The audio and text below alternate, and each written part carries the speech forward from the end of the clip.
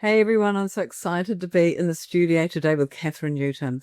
Catherine has been a personal coach and mentor to me. She has demystified AI and its beauty, and also she's been a wayfinder for me in what I've been doing and the work I'm doing, which I share about in my book. But it's wonderful to have you in the podcast studio today to hear your story. And Catherine Newton's got her own business. It's called Catherine Newton Production. Actually, have I got that right? Is it Catherine Newton Consulting? But consulting? I like the production because there is a lot of production that happens in my world. Yeah, you do. You're producing things all the time. Constantly. In a way, you're producing people that are trying to figure out what next and how to do what they do. And you attract all these amazing people into your world. Yes. I've had the good fortune of connecting with them and getting to know them on the journey that we've been on.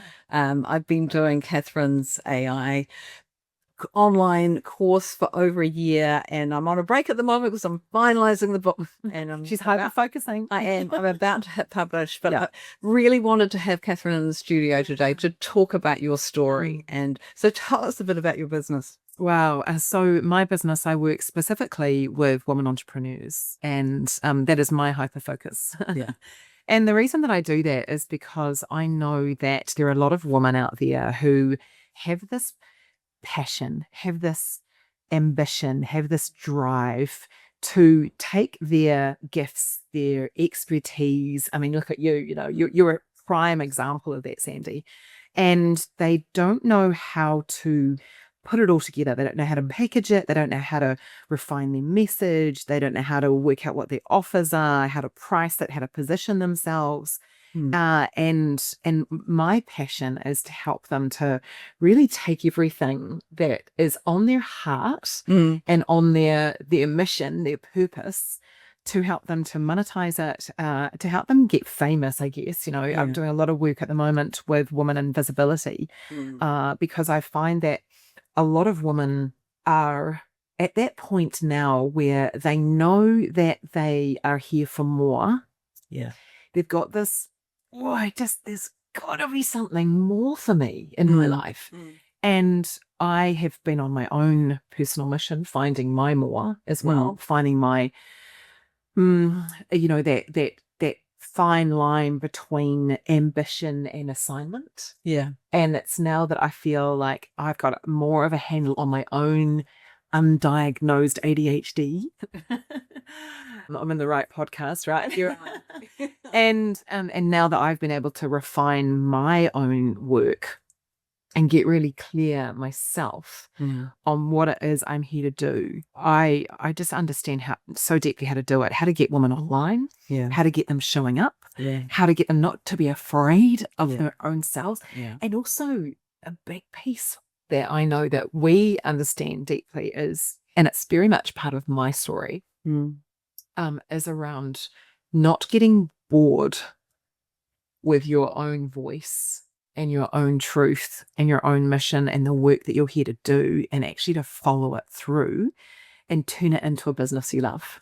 That's very powerful. And one of the things that Catherine really helped me do was to start to do reels and share things online, and then step over the whole unmasking thing. Because when I started doing Catherine's AI Trailblazer, I had not publicly unmasked my ADHD. My friends and family all knew, and I was writing about it. You were a little nervous. You were like, on the fence, like, what are the leaders going to think of me? What's it going to do to my reputation? Yeah, how's it going to affect my business? How am I going to actually hold my own in the world I'm in? And it was interesting because many of my clients started talking to me about their own journey with ADHD that I didn't necessarily know, some of which I did know, but and then others also had family members that were dealing with ADHD. So it became actually a stronger connection point. And it reminds me of what Brené Brown says about your vulnerability is your strength, because thereupon is the community of needing each other. Yes. And I think that's what you really bring to the table, is helping someone actually figure out their central message, which might seem obvious to everyone but them. Right. Yes. And then to get them to actually commit to it. Yeah. And say the same message over and over and over again. Yeah. Because what happens is they think that they've said it enough, because their brains moved on to the next thing. Yeah. And the next bright shiny object, which we also know about. Yeah. And instead they've come to that place of actually committing to what it is that they're doing and then showing up online, in the online space. Because I know that a lot of people are like, oh, I don't want to do the online stuff, but it's so powerful. It's like, I believe that the work I'm here to do is to help women find their superpower, and within that, their identity. Who am I in the world? Yeah. What is my purpose here? What is my mission? What is the value that I bring? What is our wisdom? That actually, I see it as a legacy work for me because of my age and stage, but also in an ageist world where a lot of women literally start to disappear. Yeah. Then actually the correct thing to do is to appear even more, because our young people need us. They need our wisdom, and they are innovative and enthusiastic and all of the good things, but they're also dealing in a world that's rapidly changing, and without our voices online, because that's the forum everyone's actually in. That's right. They're not going to hear our wisdom. And of course, it's not going to be for everyone. We're not ramming it down their throats. So if they want to follow, they can. And it's remarkable how many are looking to follow and who want insight and understanding and knowledge. And we've got the depth of that and the wisdom of some learned experience as well. So Catherine, talk to me about your ADHD journey. Oh my goodness. I wish that I had actually met you so much earlier, because actually you've been quite instrumental, Sandy, in actually helping me to realize that I have this undiagnosed ADHD. And I'm a teacher by vocation. That was all I ever wanted to do as a child, and I made that come true. And life took me on a journey, and I teach big people effectively. Yeah. But my ADHD journey really presented itself when I realized that I get bored really easily. And I can be really scattered, or I could be really scattered. Now that I know myself better, it's a different scenario. But my ADHD has affected my business.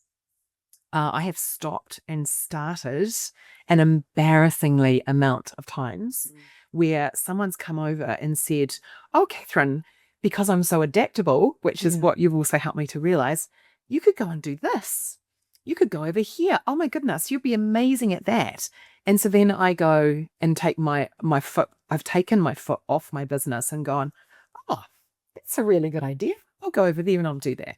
Yeah. And I've done that over and over and over and over and over again. And now I'm 18 years in business this year. And congrats. Thank you. Thank you. It's been a journey.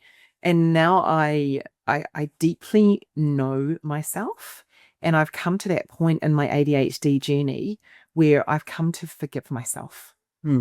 I've come to forgive that I haven't always behaved like an entrepreneur possibly should. I haven't always focused. I haven't always stayed in my lane. I haven't always resisted boredom. And I've now made a real commitment this year. This is the year of the fire horse. Yes. It was all about getting on the saddle and, let's go. Yeah. And really committing to my journey. And I don't think I could have done it without the realization that I do have undiagnosed ADHD.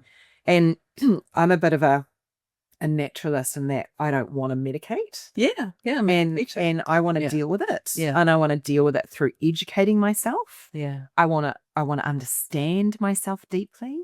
I want to surround myself with people like you who understand this neurodiversity so beautifully. And I want to go on a journey now of using my creativity for good. Yeah. And not straying from my mission. Yeah. I love that. And, Catherine and I have just been going through the model that that's been bubbling up inside me for years. And, it started off with David Bowie's release of his album Black Star, where he literally released it 2 days before he passed away.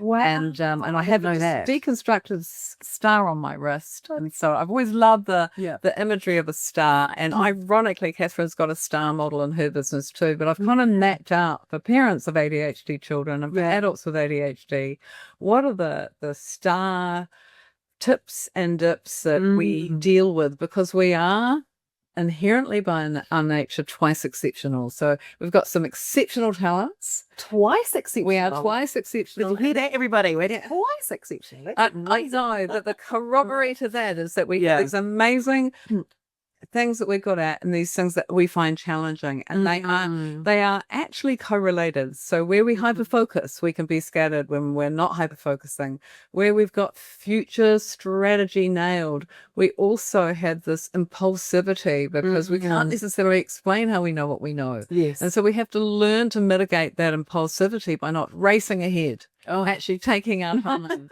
Putting the brakes on and actually being realistic for a minute. So it's like not an ADHD trait to be realistic. ROIs around them. And actually, I loved how you described your business, because it is about head and heart. You know, you teach people how to align with their heart and their values, but also how to put some real commercial acumen around that. And it's rare to find someone who can do both. And then that creativity part of us that easily gets bored, and then that part of us is so adaptable. Yes. Oh, that gets us into trouble, because we can adapt to any environment. It can be a great business tool. But then also we can find ourselves masking and getting exhausted by that, because when we have to fit into a neurotypical mold, we have to shrink down the tips of our star. And then the ability to have this thing I call precognition or second sight, where we literally see things that others can't see. Yes.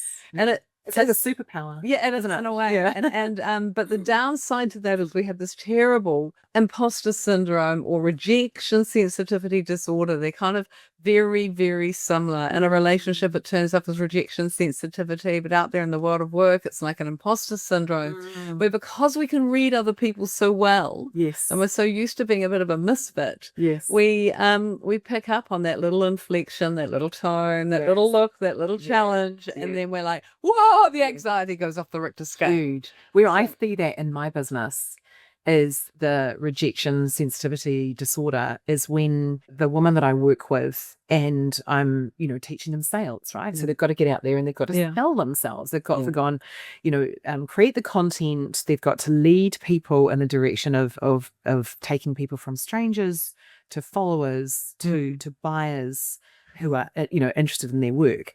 And what happens is that if they get too many no's, they're like, oh, it's not for me. I can't do this. But then they've got this assignment on their heart that they have to do. And so then they become in this loop of, I'm useless. I can't use my skills for anything. I'm not good enough. This is boring, or whatever. This is obviously not for me. And this, it's like this self-correct has to happen all the time with the work that I do. And gosh, it's made me get some really strong resilience. I think that's a big part of this work that we do, right? Is the resilience piece that we can, I guess we're showing them first. We're showing our clients and I mean, goodness me, we're showing ourselves first, right? Exactly. Yeah, we are. Yeah. We're moving from that sense of being a misfit, where we didn't fit the neurotypical education system and in the world of work. I mean, I did have a very successful career in the workplace for years and years and years, but fortunately for me, I was working in entrepreneurial environments. Right. And now as a consultant, I can go in and out of workplaces that might be neurotypical in their orientation, but due to AI and the wonderful advantages we have, I don't have to do the things that I would find challenging anymore. They're all done for me. And I love how and then doing that for us. Knowing that hyper-focus piece and where that turns up for me, I've been literally using the 80-20 rule for that ever since I did my master's, and I realized that people who had successful careers literally followed the thing that they were intrigued by to a fault. And so they would follow that like their North Star. And when you apply hyper-focus to that, we are so fast when we're hyper-focused. Yeah. And, I can map out the thought leaders like Carl Jung, for example, who was someone who could hyper focus and had that high degree of second sight. So it was probably quite ADHD. Would you say that that second sight then is this intuition, or do you subscribe to the concept that actually it's a connection to source, it's a connection to God? So that is such a good question. I've always been curious about I'm that. fascinated by the neuroscience here, and it is still emergent knowledge. So what we know is that an ADHD brain has a higher number of mirror neurons. I'm putting myself out here when I say this because the research is slim.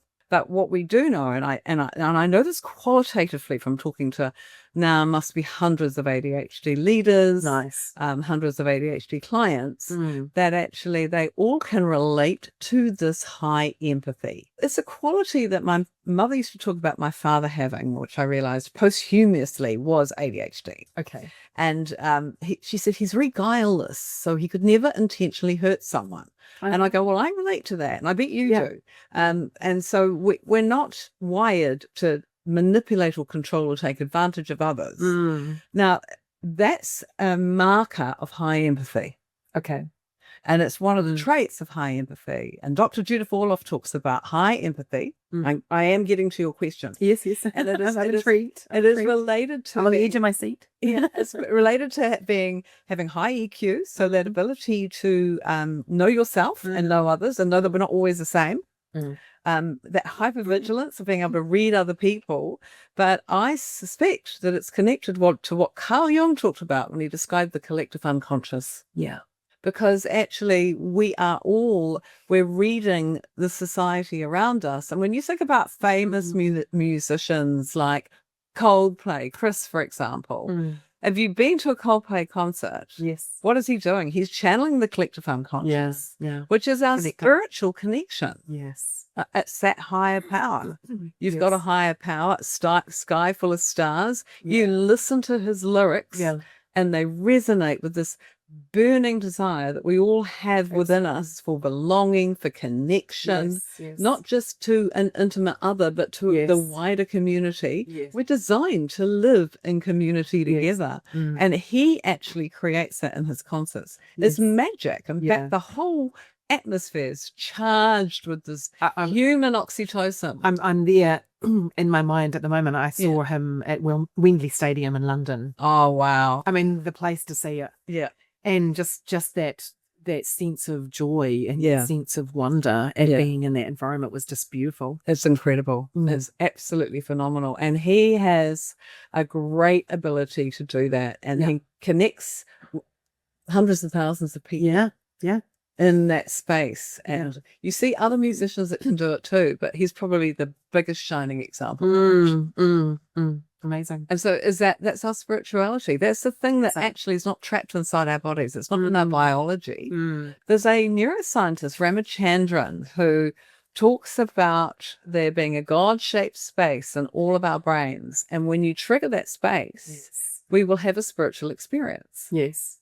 So I do believe that we are really capable of it. And I do believe that ADHD people have a higher awareness of this. Yes. And they'll have their own personal experience of it. But I do think that spirituality is a personal thing. And many, it involves religion, which is great, and they have that and it's aligned to their values. For many, it's not. It's truly a spiritual experience that they are able to access as a source of healing and a source of enlightenment.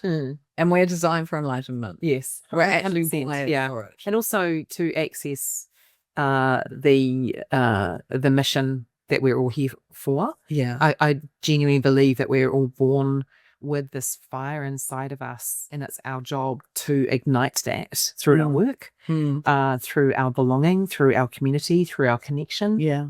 And what I see in the woman that I work with is the heightened sense of joy and satisfaction and fulfillment that they have when they realize what their assignment is, and they can go all in with it and not doubt it And so I love the fact that in your model that you're bringing in the second sight. I love the fact that what you're doing here is saying to people, actually, it's no wonder that, you know, you're done with masking what who you really are and what you really believe, realizing that actually it's safe to listen to this voice, you know, head and heart, right? Yeah. And it's safe for you to follow your dream, and it's safe for you to take the energy of what you are here to do and to put it to good. But the more I think that we all understand our own diagnosed or undiagnosed ADHD, and we can combine it with, oh my gosh, I love my work. Oh my gosh, I found my purpose. I found my message. I know what I'm offering. I know how to get myself out there into the world. I know my unique identity of who I am here to be in the world. And then I know how to turn that into a sales system. And so I kind of bring it all back to the moment of when I realized that actually part of what was keeping me and my undiagnosed ADHD from scattering my energy all over the place is I didn't have a system. And I was relying on a whim. Oh, I think I'll launch that. Yeah. Oh, I think I'll talk about that today. Oh, I think I'll make a video about this. Oh, I think I'll write a post about that. And what was happening is that my audience couldn't relate to me because I was so untuned to my scattered brain, my intense creativity, and as you were mentioning before, my ability to adapt to any environment. I mean, I would have a conversation with someone and I'd be like, "Oh, I'm gonna talk about that now," you know, and I would be all over the place. And now you have your core message, and that your book is about, called Hyperfocus. My world, my anagram for the work that I do is focus. Yeah. I run a focus mastermind. I have my focus strategy, my 5-star point strategy around focus, because I've come to see that until we commit to focusing and we hold the line, and we don't listen to our scattered energy, when we get bored, we actually self-identify and go, what is this about? Why do I feel bored? And also to have like almost like a checklist, that if someone comes to me with an idea or a business that they want me to be part of, or they want me to lead some, you know, mission over here, that I can actually tune into myself and go, does this align with my values? Yeah. Is this keeping me in the direction of my highest good? Does this feel like my assignment? Yeah. Is it true? Yeah. And by running myself through these, what I can do is I can stand in the energy of owning my own expertise. Yeah. And I think that was the piece with when I wasn't listening to my ADHD self, is that it was almost like I was masking what my expertise was. I wasn't allowing myself to put my flag on the top of the mountain and say, this is my mission. This is what I'm here for. This is what I'm willing to hyper-focus on. Yeah. And so what you developed is a decoding tool. Yeah. And it helps you decode and work out. And it's like a sophisticated model that allows you to decide how to grow your business, but also to develop others. And as an educator, and that's the point of connection you and I both have in common. We're educators. So we're always looking at ways that we can communicate information to help others, guide them. We're both wayfinders, really, aren't we? Nice. Yeah. Yeah. I like that. Yeah. I like that too. Yeah. Yeah. And very much in the work that we both do, there's a high level of responsibility for the work we do. Yeah. I feel very responsible for the work that my clients are doing. Yeah, same. I kind of feel like there's this principle in life, a universal truth, that to whom much is given, much is required. And I don't mean that like a God mission. I mean it more that I've been really fortunate, and I'm immensely grateful to still be here, have had a cancer battle, and every day I'm grateful for, because I've got friends who didn't make it through that. Wow. But also to have an intelligence and a ability to grow in wisdom and knowledge, and to keep refining that's a privilege. I realized when I was helping figure out how my son learnt, that I was at a huge advantage. I was doing a master's in education at Auckland Uni at the time. Wow. I had an executive salary, so I could apply. I had resources. I could put him through a Montessori homeschool. I could fund that. I could research, and I spent 23 years researching what I'm about to put in my book.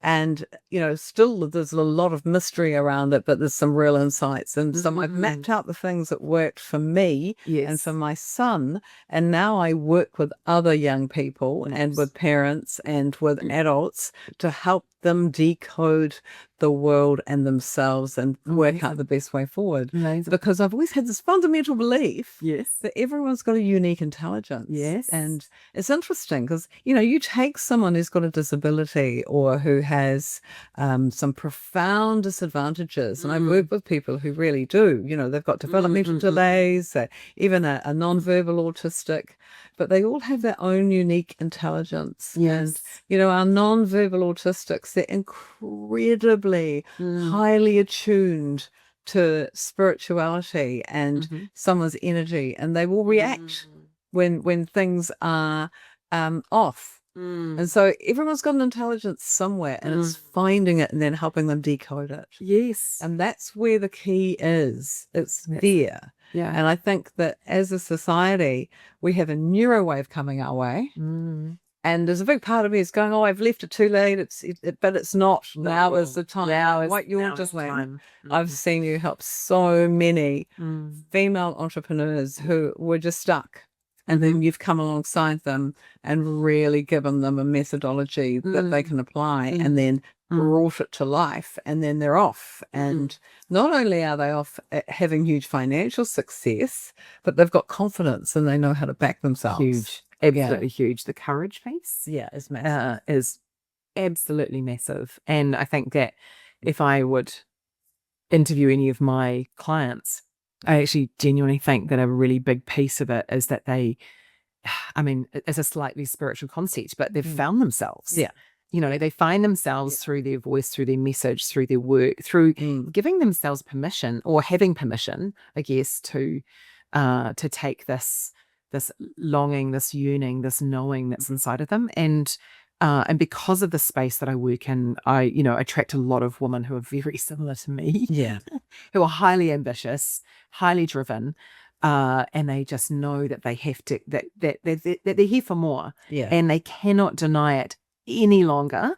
And I think, is that part of our ADHD, that we have this, like, it's like I'm a dog with a bone on my on this message around, you're born for more. And I think that's perhaps one of the areas where ADHD has gotten in the way for me, is I have such high expectations on myself and everybody around me. And so you come into my world and I'm going to, we're going, let's go. And this is the hyper focus. Yes, unrelenting. It's unrelenting. Yeah. And it can cause a little bit of chaos and, in my personal life, which I've certainly seen ADHD rear its head in my relationship. Or I can relate to that. Yeah. In fact, that's my next book, ADHD in relationships. I'll be reading that one. Yeah, because I do think it turns up in our relationships. And I think, it's a combination of things. It's our highly adaptable nature, where we really are high on the adaptability quotient. So because we're so future focused and we can see ahead, we tend to shapeshift or mask and be who is needed in the situation, which can be helpful in our career, and it can be helpful in many roles that we play in life, but really difficult in a relationship. And because we've got this second sight where we intuitively can read the room or read the other person, they may even not know that they're experiencing a big emotion, and we know it before they do. We adapt and meet their needs without even thinking about our own. Right. Yeah. You relate to that? Oh, I absolutely relate to that. And of course, I've witnessed it myself, where I don't want to lose myself in a relationship. And it's the very thing that we do, because we go all in, Yeah. with our ADHD, it's hyper focus. I want to give my all to this relationship. Yeah. And, and this can happen in personal relationships, but I'm also guilty of doing that in my business relationships, where I become hyper focused on helping a client to the detriment of my own business, to the detriment of my own world and my own life. And I think that's such a key part of this, is that, and this is what I'm learning from you too, is that rather than masking our feelings around where we're at and just thinking that we can just adapt to everything, we can fix everything, we can, it's like, what is wrong with us that we think that we can, that we wear a cape and that we can actually do everything. And this is why I'm so grateful. I'm looking forward to reading that book on ADHD and relationships, but I'm so grateful for the work that you're doing, Sandy. And I'm so grateful to have been a part of, birthing your idea out into the world and helping you to refine your message and your offer, helping you to really step into this expertise in whatever way I've been able to help you with. But it's like we have to have our eyes wide open and deeply understand ourselves on this journey, so that we don't screw up relationships, so we don't screw up our business, so we don't go off and chase go off into the sunset and chase some bright shiny object because we get bored with what we're doing. We're dealing with this part of us that's really future focused and strategic, but the corollary to that is this impulsiveness. Where we're off to the next shiny bright object, and so what do you mean I can't do that? Yeah. Time. We can't do that, don't we? Because we and we see others doing it as well, and we're like reining them back in and helping them stay focused on the now, because there is a real role to play in consistency and having healthy boundaries and in protecting our energy and recognizing that, sitting within that ability to read the room and be highly empathic is this imposter syndrome, and then this really gnarly rejection sensitivity disorder, which is a corroboree to that high empathy. So we can also tell when someone doesn't like us, and that can trigger us, or it can be in an intimate relationship where actually they're struggling and it is directed at us, and then we're out. And that's something we need to learn to navigate. Do you find that that when you're in your full magnetic self, when you're in your full I'm know what I'm here for, I know what I'm doing, I'm feeling really focused, do you find that you repel people from your life when you're in that zone? And different types of people too. So obviously anyone who doesn't have a growth mindset can find that really too much. It's too intense. That whole je suis trop movement that you see around women in business is a classic thing. So many women in business are coming forward having identified as ADHD now, particularly strategic sales people.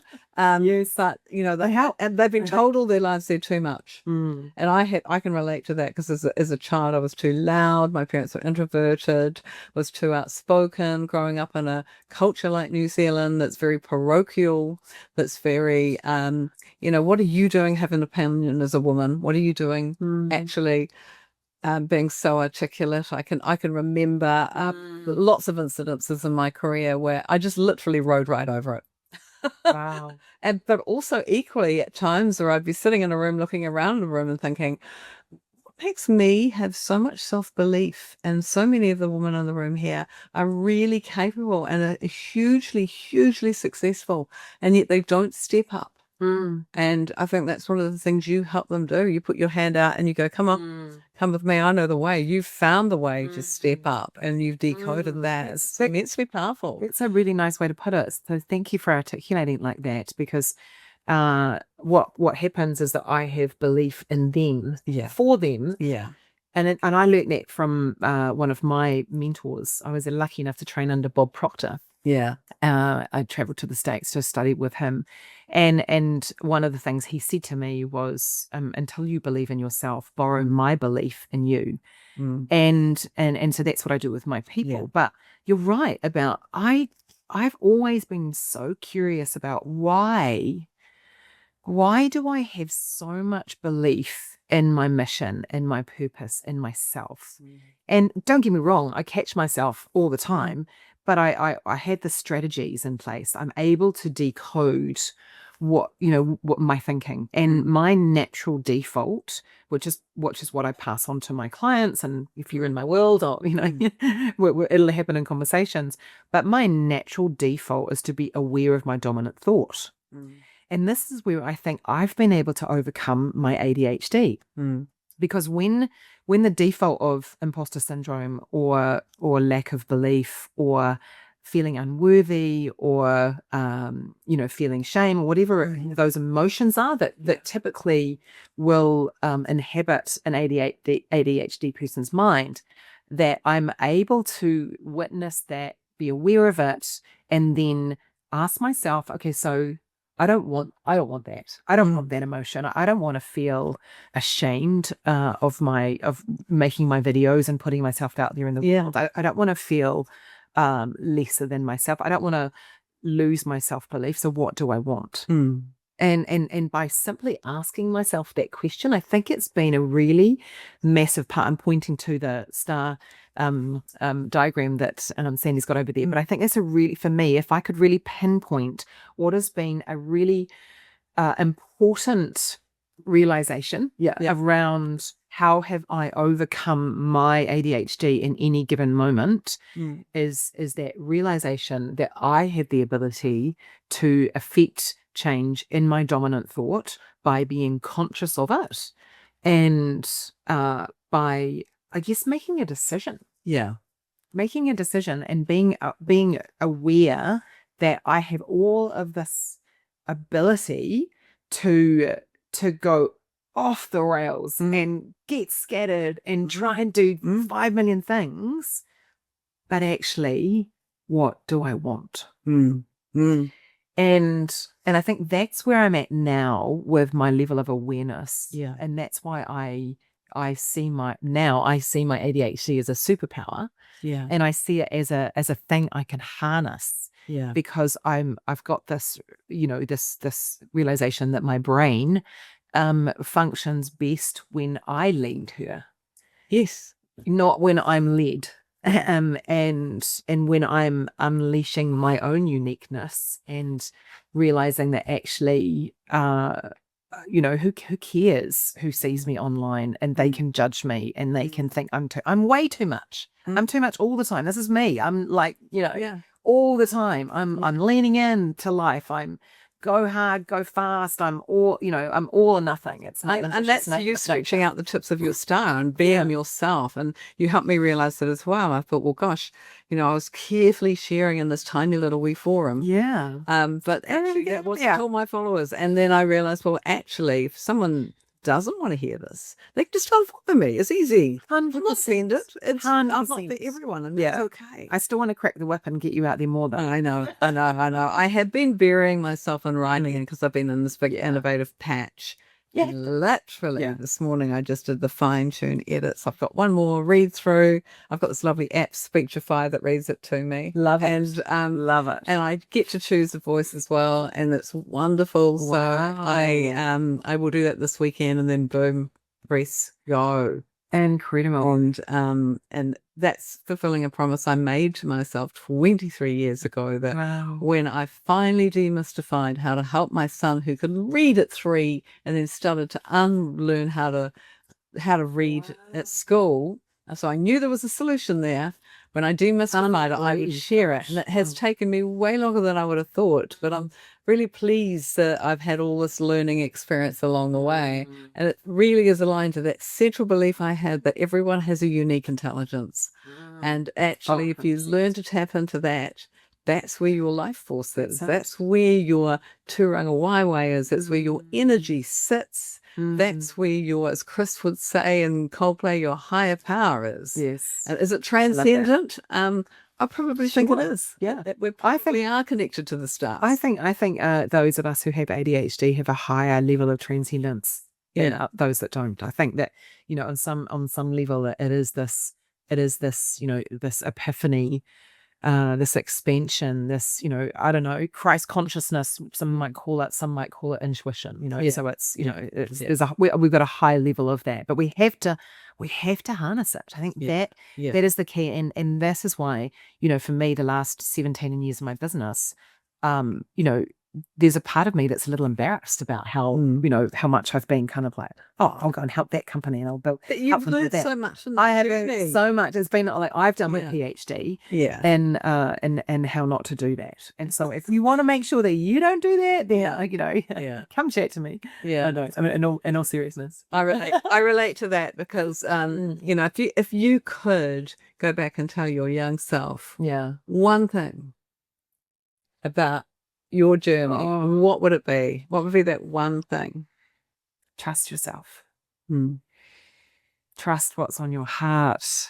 Trust the journey. Yeah. Trust in, I guess it is for me, a higher power.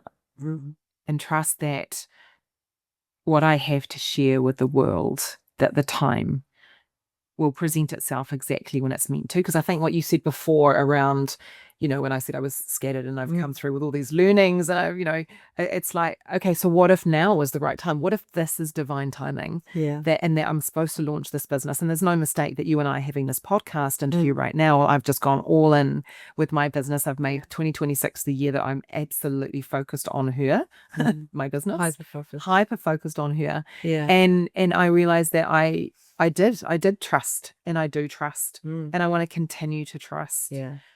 Trust that, I'm going to reach the people that I need to, trust that the money flows, trust that the systems are being built, all of that. So I think for me, I would say to my little girl, just trust. That's a great message. And I'm going to leave on that note. I love it. Trust. And I think it's so powerful because that ability to see ahead, that ability to have the second sight, precognition, whatever the languaging is you want to use around it, it's kind of a thing we know we have. And it's not till we have some experience in life that we realize actually we were right and we couldn't logically explain it. So it's just sitting there and we kind of know that we can see this thing up ahead and we can pick up on this vibe or this energy from someone. And it's actually really useful information, and we've got to learn to use it, put boundaries around it, protect it, grow it. I love that you do that you help others find their way and help them decode the mystery of being able to step into their power. Thank you so much for sharing your story today. I'm sure that many, many, many viewers are going to find this really, really encouraging and inspiring. Cheers. It was fun.